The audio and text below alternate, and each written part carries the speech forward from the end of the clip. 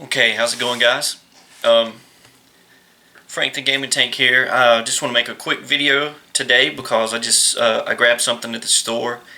I wasn't expecting to pick it up today. I just want to do a quick unboxing and overview of it, not a full review. I'm out working on the road, so excuse the quality of the video and everything. I did get some new equipment to help me out a little bit with my videos. So hopefully my videos will start looking a little bit better, a little better lighting, and some better features in the videos. But anyway, let's get to it. So today we're going to go back a little bit in the past from 1989. Well, actually we're bringing the past into the present. So today I found and grabbed the Sega Genesis Mini. Now, I got so caught up in everything else coming out, the Switch Lite and all these games coming out and stuff, that I actually just overlooked the Genesis Mini. I was looking forward to it, but I just overlooked the release date. For some reason I was thinking it was October, but it came out on September the 19th in the United States, and this is the US edition. This one does come with the 3-button controllers and not 6-button. So, but you can buy 6-button controllers online and stuff that will work with this. So with that said, let's get to the unboxing. Okay, hopefully you guys can see this okay. Sorry about the angle and quality and everything here, but it's the best I can do at the moment. I actually left my tripod for my camera at home, so it's a little difficult to set it up. Okay, so here's the console. Let's see, let's open this bad boy up. And I don't see any tape on here, just like the Switch Lite. I'm glad companies are doing that again, not putting tape on everything. Okay, so you open it from the top. Here's the power adapter. The USB goes in.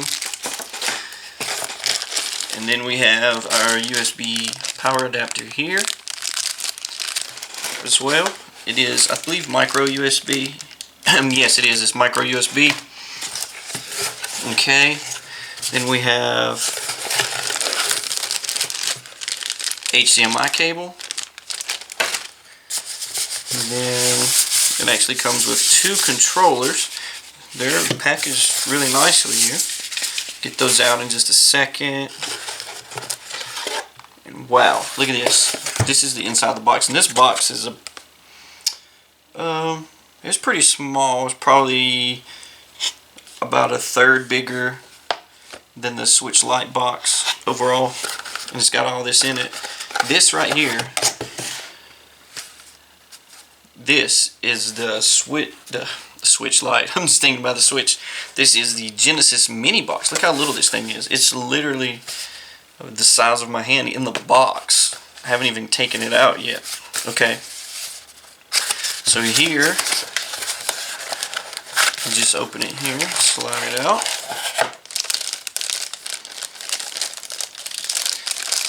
See what we got here. Here we go. Let me take this piece of plastic off. I guess it's a dust cover for the cartridge slot. It doesn't take real cartridges, but this here is the console. This is how small. It's probably, I'd say, around the size of maybe the NES Mini. It's about the length and everything of the NES Mini, but well, actually it's probably a little longer, but it's not as tall. So they're probably roughly the same size overall. Actually looks really cool, and of course it does have the little removable tray here, so you can connect the Sega CD to it, which I don't think they're releasing the accessory for you to connect the Sega CD and 32X accessories onto it. They don't do anything, they're just for cosmetic purposes, but it looks cool. But I don't think they're going to release that in North America to sell. But you can import it, but on the imports it will say Mega Drive. It doesn't say Genesis. Okay, so there's the console. Let's check out these controllers real quick.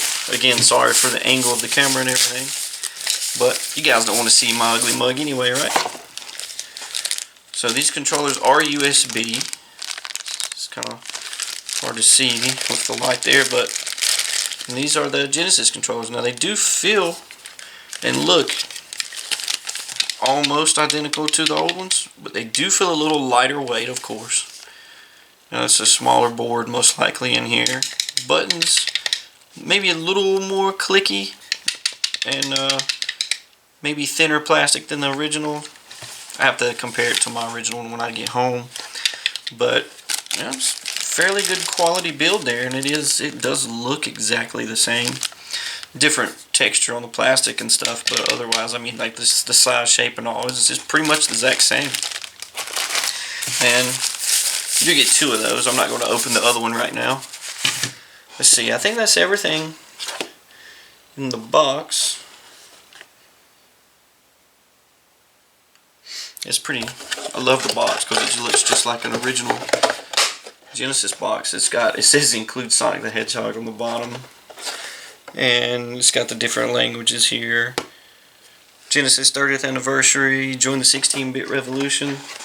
Then on the back, I don't know if you can see, but it lists a bunch of the games. It says how many games is on it and everything. It's pretty neat. I like this box art style here. And of course it does have a few games that weren't released. Sorry for the light.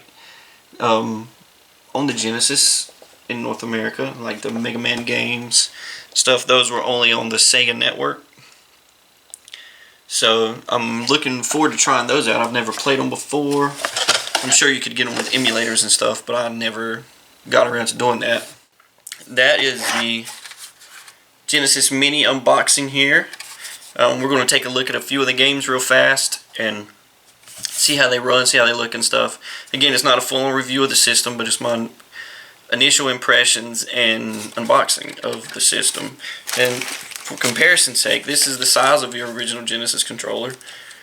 Look how small the console is. It's actually about the same size as the controller overall. It's not much bigger. It's pretty neat. I like that. So, let's get to checking out some of these games for you. Okay, here we go. This is the main screen that you'll see on your Sega Genesis Mini. I've had to record this a couple of times now because the audio quality on this mic isn't very well, and I've had to redo it a couple of times. But anyway, we'll go over the list of games here first. Or actually, let's go to the settings menu first. Alright, you have your settings menu here, and this is where you can change your language, screen settings, wallpapers. Where you can choose from 3 different wallpapers that will cover the borders around the screen if you're in 4:3 mode, but you do have widescreen mode. You know, it doesn't stretch it too awful bad, but a lot of people who want to play it the original style will want to play in 4:3. And there is a CRT filter, but I do not recommend it. It's very blurry and desaturates the colors a lot. It's not very good. Okay, so we'll go back and we'll go over the games list here. You have Alex Kidd, Altered Beast, Space Harrier 2, Ghouls and Ghosts, love it. Golden Axe, one of my favorite beat 'em ups ever. Columns, Wonder Boy, Toe Jam and Earl, it's a really good game. Original Sonic the Hedgehog is my favorite Genesis Sonic game out of the 3 main Sonics on the Genesis. My favorite Sonic game ever is Sonic CD. Then we have Strider, never played it on Genesis before. Castle of Illusion, Thunder Force 3, Alicia Dragoon, Kid Chameleon, Super Fantasy Zone, Sonic the Hedgehog, Echo the Dolphin. Really like the Echo games. Road Rash 2, Street Fighter 2 Special Champion Editions, a really good version of Street Fighter 2. Shinobi 3, it's a good game, pretty difficult. Gunstar Heroes is a really good game by Treasure, it's a classic. Shining Force, World of Illusion, Streets of Rage 2, my personal favorite is Streets of Rage 1, just the opening cinematic and music and the style and all. It's just more, I'm more nostalgic I guess for the first one, but I just like the atmosphere and stuff in it better. Landstalker, I've never played it before, so that's going to be fun to play. Sonic Spinball, it's a decent pinball game. Dr. Robotnik's Mean Bean Machine is a type of puzzle game like Tetris, Puyo Puyo, or Dr. Mario. Eternal Champions is not the greatest game, but I liked it as a kid. It's a pretty fun fighting game. It has fatalities and stuff in it. Castlevania Bloodlines, I've not really played a lot of it, just a couple of times. I played all the other Castlevanias more. Never owned this one for Genesis, so I just never played it. Contra Hardcore is one of the best Contra games ever. It's extremely difficult, but extremely fun as well. Light Crusader, I've never played that before. Beyond Oasis, it's really good games. Phantasy Star. Mega Man The Wily Wars is a compilation of Mega Man 1, 2, and 3 that was released on the Sega channel in the 90s, which was a channel you could get added to your cable subscription, and you could play some Genesis games over the connection. And it's the only way that's ever been able to be played other than emulators until now. Dynamite Heady, Earthworm Jim's a classic. Comic Zone, it's pretty difficult little beat 'em up game. Vector Man, I've never been a huge fan, but it's okay. Virtua Fighter 2 is a decent port to the Genesis, but not great. Monster World 4, Darius, really good side-scrolling shoot 'em up games. Really like that series. And Tetris, I believe I heard that there were like 10 or 20 copies made of this for some reason. They weren't able to make any more, so I've never played this on Genesis before. So that's the whole collection of games. Now let's let you guys see a couple of them here so you can see how it runs and how it plays. We'll start off with Sonic.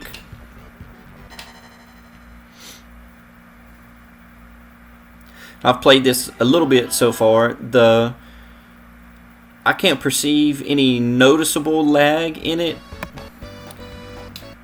I had heard online that some people were getting input lag and stuff, but even on this TV here at the hotel, I really can't tell that there's much lag in it. The audio sounds good. It's not perfect, but it's close. It's really good. Visually, it looks great. I've seen a couple of visual glitches here and there, but not bad. Let's see if I can find this one over here, if it's still in here. And it may just be an oddity that shows up every now and then. One of the rocks was flickering.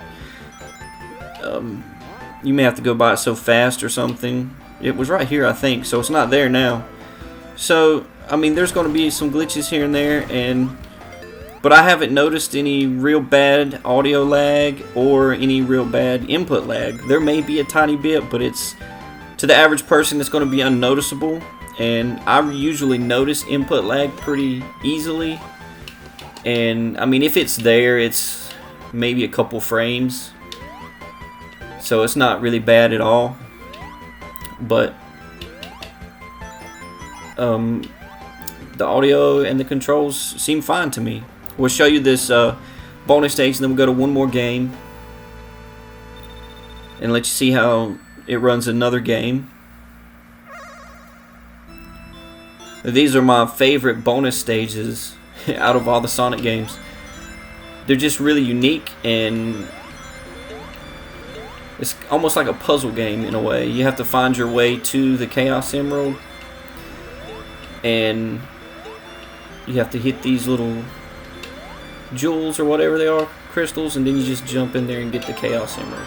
And that's the end of the bonus stage.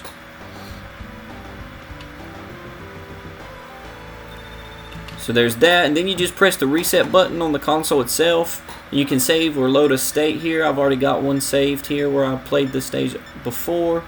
So let's go to return to main menu. Alright, let's play one more game. Let's see, what do we want? I tried this one because I hadn't played it before. Let's just see if I do any better. I don't know how to play it yet. I'm going to have to practice. I'm really interested in it though, from what I've seen online and stuff. I never got to play it on the actual Genesis. It's not part of my Genesis collection, and I never played it when I was younger, so this is my first experience with this game. I'm going to skip the opening cutscene and just show you some gameplay. So graphically, it looks pretty good, and it's kind of unique and different because it's like a shoot 'em up. But you walk side to side, It's very different. It kind of auto aims, but it's not perfect the way it aims. And if you press the A button, you can choose between different dragons. I guess that's like a dragon flame. I'm not sure what that is, but let's see, you have a few different ones you can choose. This one's almost like a chicken, but it's a dragon. Let's see. Okay, that's just wanted to show you how it looked, how good it emulates the games. I'm not going to save that. I'll come back to it later. We'll go back and I'll show you how the filter works for the CRT and the widescreen. Okay, you've got screen settings. We'll go to widescreen and put the CRT on so we can see them both at one time. We'll go back to Sonic the Hedgehog. So you guys seen how it looked in 4:3 before, and we'll see how it looks in the widescreen with the CRT filter. So you can probably already see it kind of desaturated the image and blurred it a little. So it doesn't really look like CRT scan lines at all. It's just kind of odd looking. It's kind of hard to explain. It's a little weird, but it's extremely blurry. So I guess technically it would be like having the 320 by 240 resolution that most games ran at in this generation. So I wouldn't recommend using it. Some people may like it, but it just blurs the image and desaturates it a little bit too much for me. But if you like it, that's fine. So yeah, that's the games running on the Sega Genesis Mini. So let's get back over and I'll give you my final thoughts on the system. So that was the Sega Genesis Mini.